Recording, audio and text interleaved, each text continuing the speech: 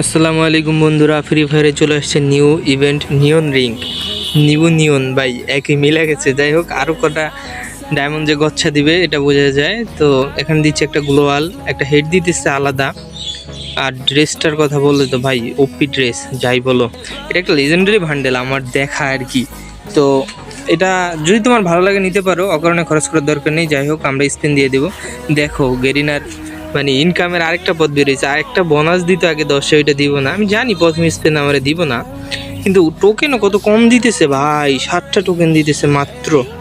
এভাবে দিলে তো ভাই 2000 ডায়মন্ডের উপরে চলে যাবে। এই ড্রেসটা নিতে লাগবে হচ্ছে 200 টোকেন। একটা স্পিন দিয়ে দিছি, এবার সেকেন্ড স্পিনের পালা দিয়ে দিব।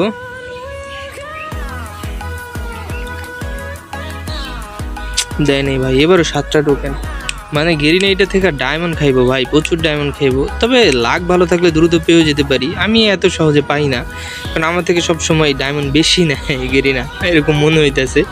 দেখো একটা একটা করে মাত্র টোকেন দিতেছে, এখানে 5টা 10টা, মানে ওদের চোখেই পড়তেছে না। 10টা যে আছে টোকেন, এটা ওদের চোখেই পড়তেছে না। যাই হোক, দেখা যাক কি পাই। আবার ভাই সেম প্রবলেম। একটা দেখ, আমাকে হেডটা দিয়ে দিক, নাহলে গোলালটা দিয়ে দিক। ড্রেস পেলে তো আমি আর স্পিন দিবই না ভাই, আমার দরকার ড্রেসটা।